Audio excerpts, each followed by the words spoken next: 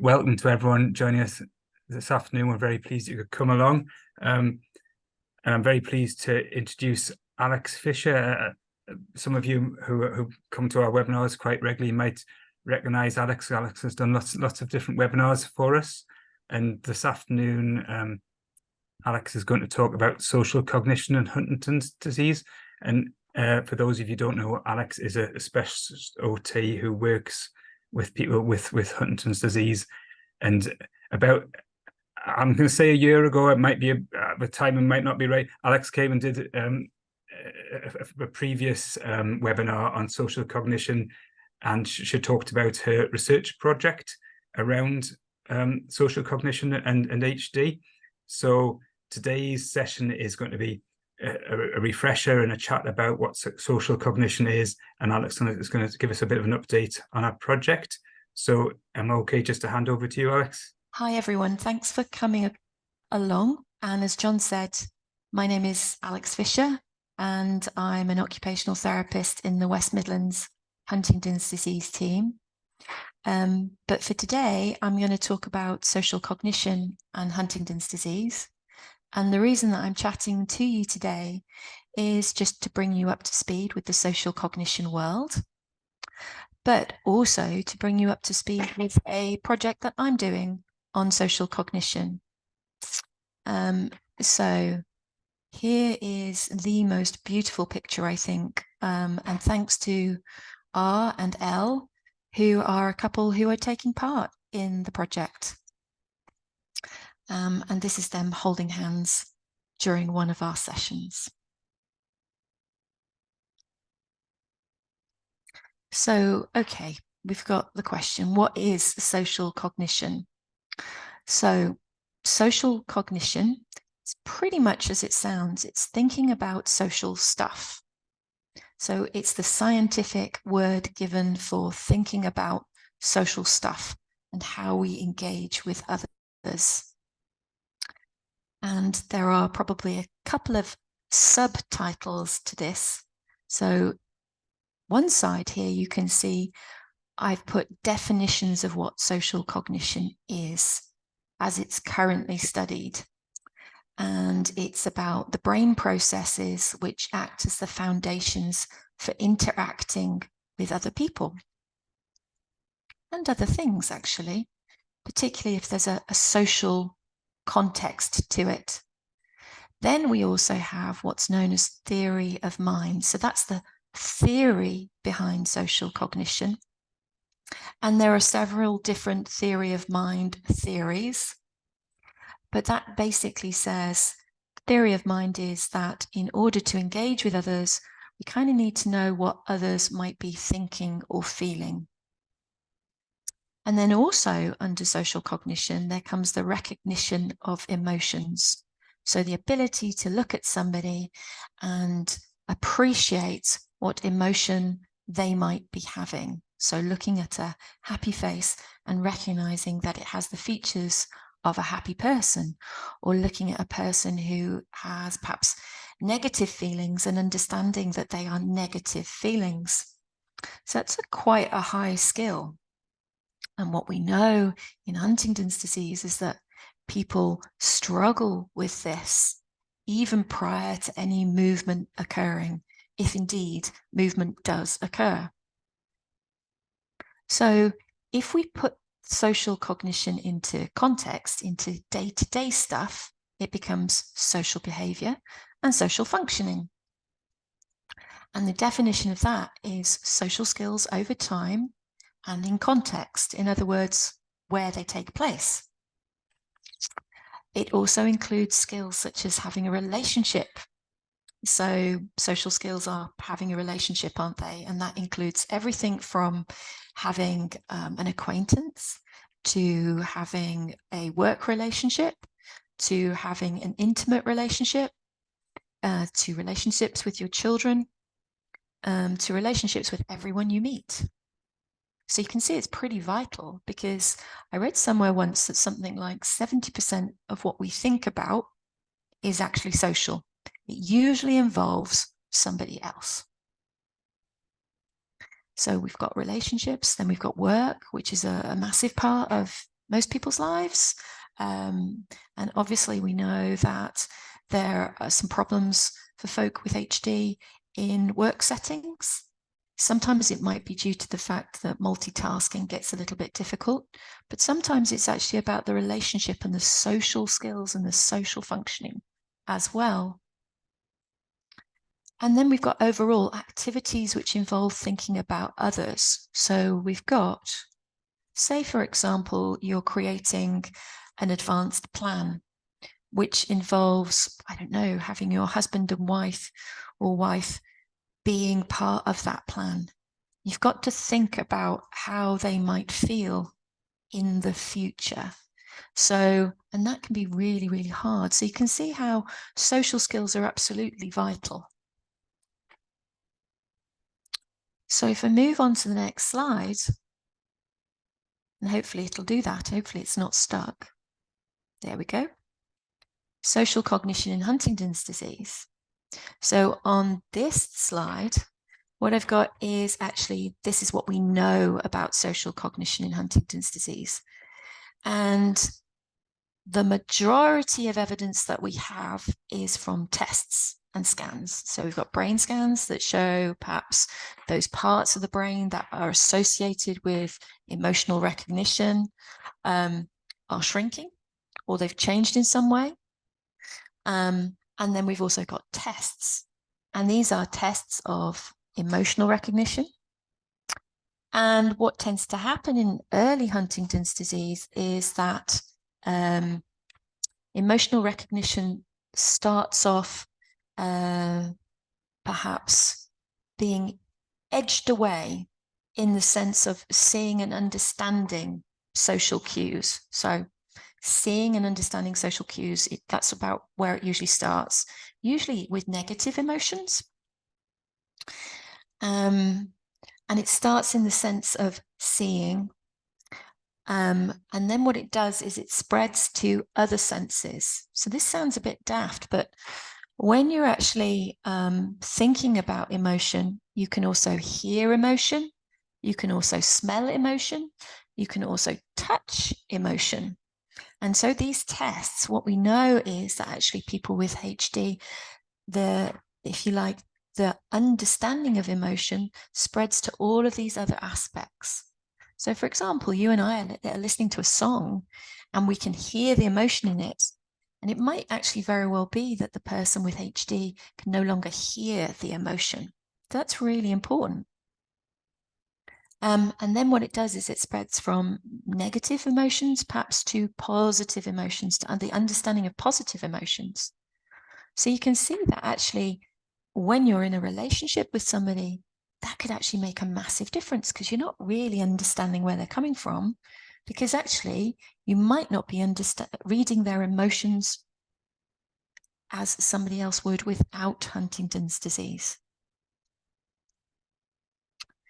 Then we've also got things such as tests of theory of mind and understanding other people's intentions. So the two things are very closely connected.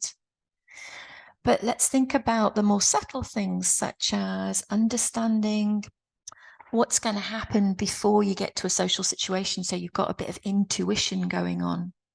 Okay, that is thought to be about social cognition. We've then got understanding of other people's motivations. So in understanding what might be behind what they're going to do next. And you can imagine again that if you're not really understanding this, you can become very vulnerable. And we know that sometimes folk with HD do become incredibly vulnerable to things such as scams, for example. And when you can't read somebody's emotions and then their motivations, you can see how these things tend to add up and they become quite risky. Then we've got theory of mind about what they might be thinking. So we're sort of almost second guessing people. We're taking a perspective on what they might be thinking, and we're taking a perspective on what they might be feeling. Now, this isn't all due to HD. I think that's quite important to say. Actually, when people without HD take these tests, we're all pretty poor at understanding people's emotions and their intentions and their motivations. It just so happens that people with HD have an additional layer of difficulty doing it. And the problem is with these tests is actually they were designed a very, very long time ago when we actually didn't really have a huge amount of understanding about reading people's emotions. So they might not actually be specific to the difficulties with Huntington's disease. And so one of my colleagues, Dr. Claire Eddy, who works with us in Birmingham, she's actually looking to design tests which actually test it more sensitively and more specific to Huntington's disease. And that's really, really important, because if this is 70% of what we're thinking about all of the time and is so important to successful social interaction, you can see that understanding it would lead us to greater insights.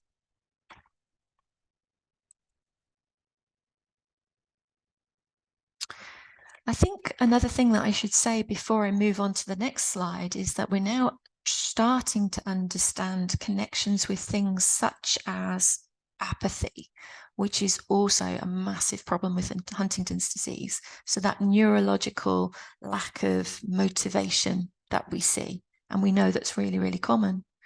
Because actually, if you're unable to understand the emotion of happiness, then actually that might be the driver for action. And if it's not there, then a person can actually become quite apathetic. And that's certainly the case in Parkinson's disease, that connection between apathy and understanding emotions is being recognized. And there's some good work that started in the HD world too. Okay, so that's all very well and good. So I've told you about social cognition and roughly where we're at with our understanding of it in Huntington's disease. Now, this might be a bit of a wordy slide, but it's by Julia Stout, who's a massive HD cognitive researcher. And what she's actually said is, as I've just said, is our understanding only actually takes place in very controlled environments. So we're taking tests and brain scans, and they're in very quiet environments. They're devoid of distraction. So they don't really tell us much about how people with Huntington's disease are performing in everyday life. So by studying what's called functional cognition, in other words, how cognition works in everyday life, we might get greater sensitivity. And here's the other thing, that real life is kind of messy, isn't it? It's filled with distraction. It requires us to perform when we're ill, when we're tired, when we're stressed. And so what needs to happen is more studies that are happening in real life, because Julia Stout is telling us that it's like a missed opportunity.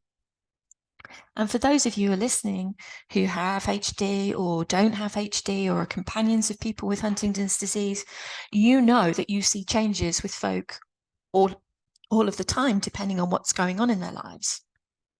And we really need to take account of that. So that kind of leads us to the study that I'm doing. And I was like, well, okay, if we need to study people in real life, in other words, not just go and interview them and do tests with them, how do we actually do that? And myself and my supervisors, we looked at lots of different methods. And because it's kind of only me that's doing the study currently, and because it is technically a student project, it had to be relatively small, relatively cost effective, but it also had to take, consideration of these things. So people who may be impaired in cognition and communication skills, people who have difficulty with their activities of daily living, people who are socially anxious, who don't think there's a problem at all, people who are already reliant on overstretched companions. And if we're going to talk about relationships, there are already tensions in those relationships. So what you don't want to do as a researcher is go in with your great big size 9s and actually kind of leave a situation which is worse than perhaps when you went in. So we had to think about all of those things. And so we landed on a method that's called ethnography. And that sounds like it's really, really flash. But actually, what it actually means is deep hanging out. It's literally hanging out with folk. So let's go on to the next slide. Here we go. Ethnography. Now, ethnography came from anthropology, which is the study of people in their own environments. And because we're studying social stuff, we do want to see people in their own communities. So ethnography said, well, okay, you need to go and hang out with people for a long period of time. You just can't pop in for one interview and kind of get a sense of it from there. You need to go and hang out for a bit longer. And what we did was we kind of asked the community, we asked HD Voice as to whether this study was valuable to them, because that's really important, because if it's not, it's just something that I fancy doing, then it's not valuable to the community. It's not really valuable at all. So we asked and they said they thought that this approach was okay. It stresses the social. It stresses the importance of the story, because your stories are really, really important, because they frame everything that you do.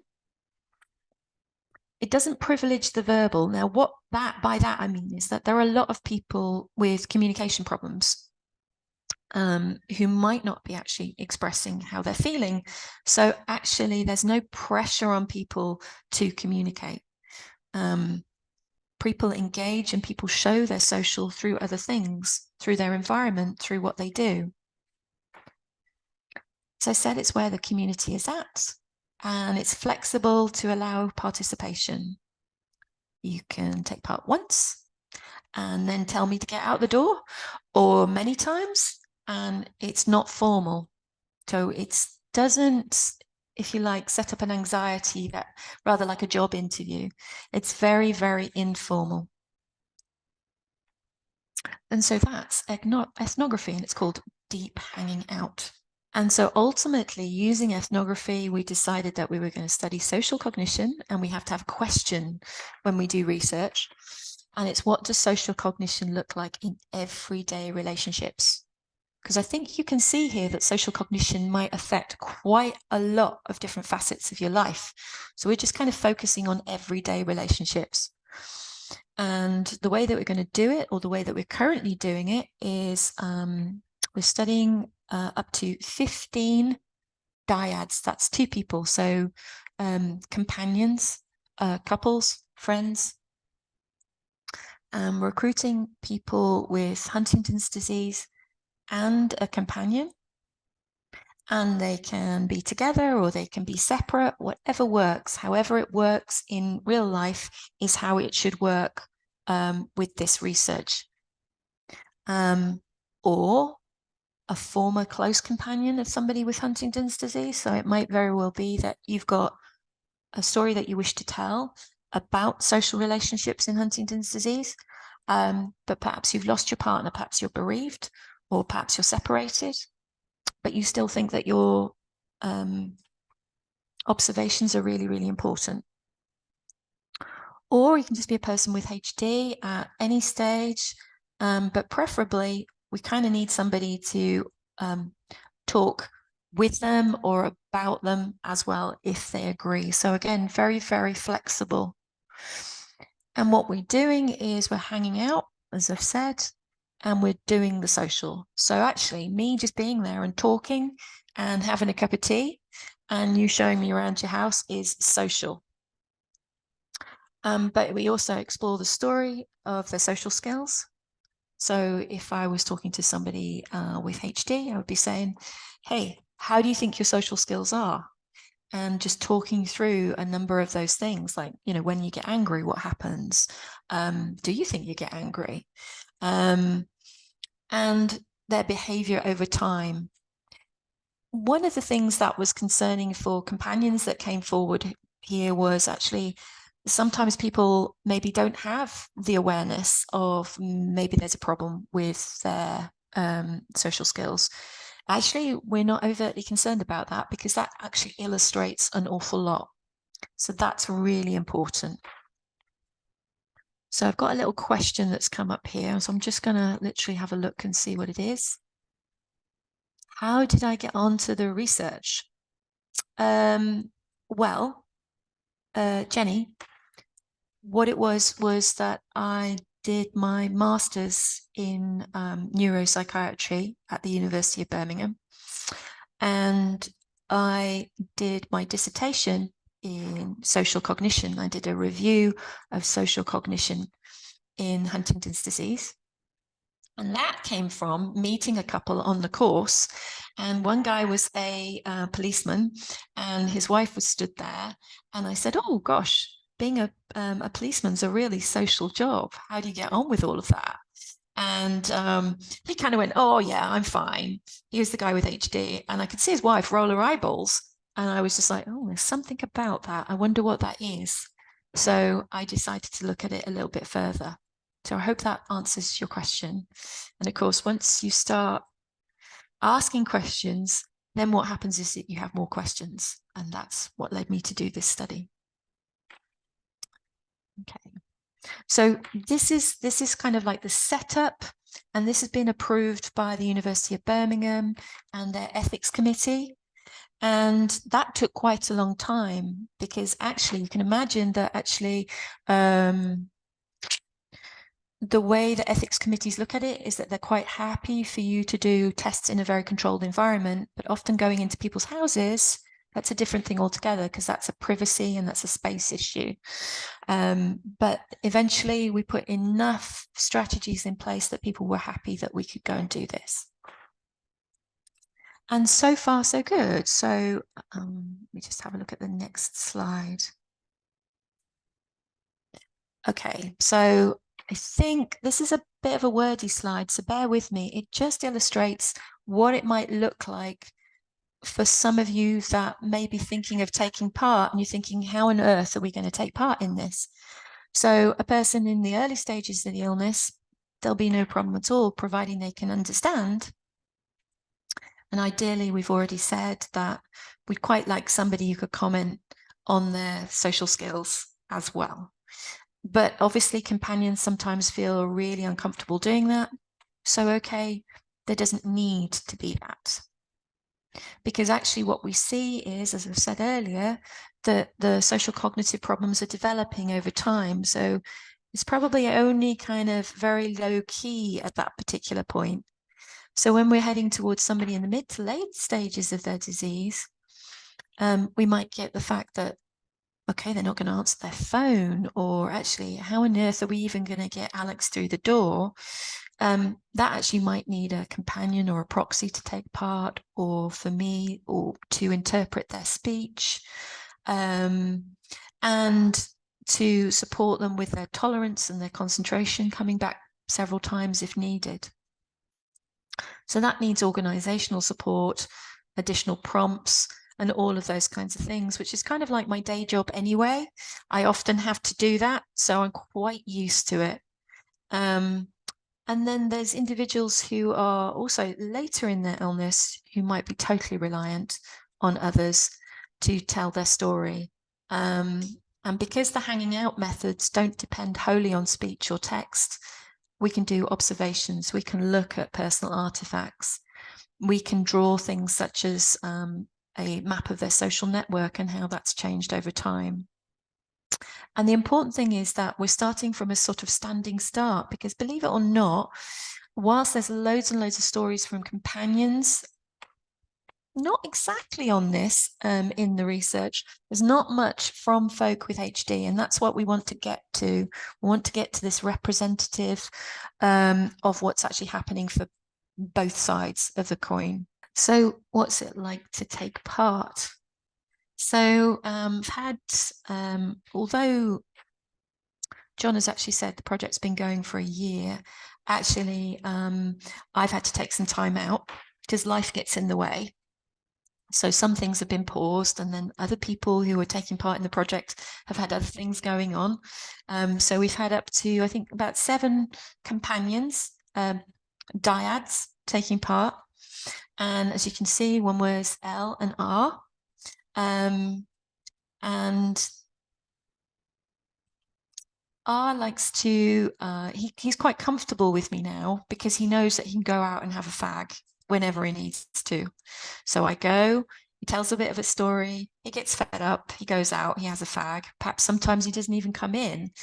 But what he said is that he's really enjoyed telling his story and feeling understood and listened to. He thinks it's really important if it helps others. And then we had another lady who said, H, who said that it was really therapeutic. Then we've had Elle, who's R's companion, and she says it's really important that the impact of social cognition is captured because it's the worst thing. Seeing your loved one change as a social being is one of the worst things. She worried initially about how R would be, particularly afterwards, but she thinks it's helped because he's included and he has choice. And then what was really, really touching was Elle notes that she's heard things about how R feels that she didn't know. So I was sat talking to a couple and we were having a brew, and there we were, and I asked him a question and he gave me an answer, and Elle looked across and she was just like, I didn't know he felt that way. And if you think about it, sometimes some of these questions we don't ask in real life, didn't we? We just kind of assume. So that's been really enlightening for people, I think. This is a quote here from R. He's basically said, and I think one of the things that he actually said was, yeah, actually, I can be quite brusque. And so for him to actually say that and to acknowledge it, that was kind of a bit of a revelation to Elle. So where are we at now? So the recruitment is continuing.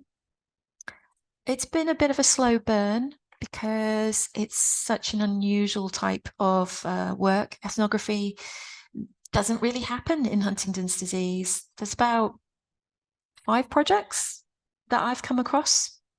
And they've all looked at different things altogether. Sometimes the genetics of things, sometimes the finance of things, but not really the social side of things. So it's been a bit of a slow burn, but we're getting there. And I think people have enjoyed it. So hanging out, what's called field work, is ongoing. We do need, I guess, stories of younger people now. So what we'd like to do is build a map of what social functioning looks like. And then future researchers can build on it.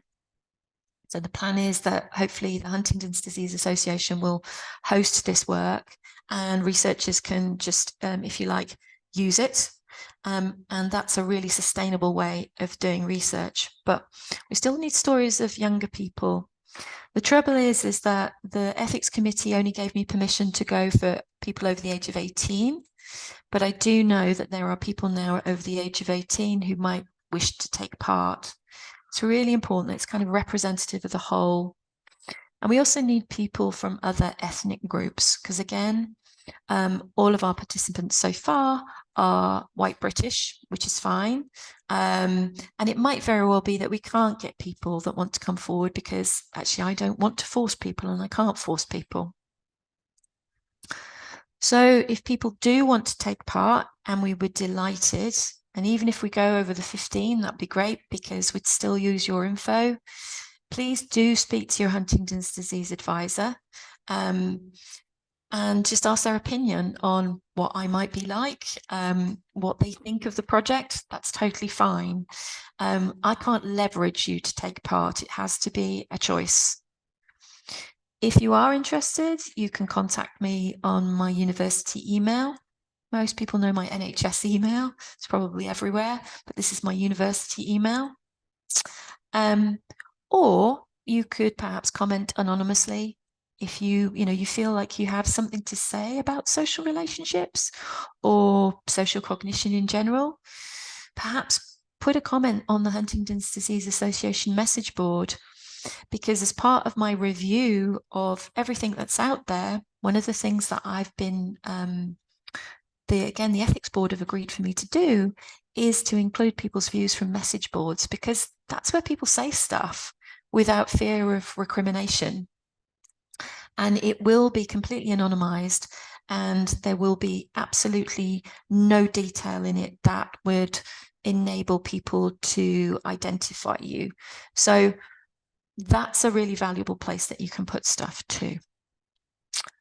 And I think that's it for now. Thank you very much for listening.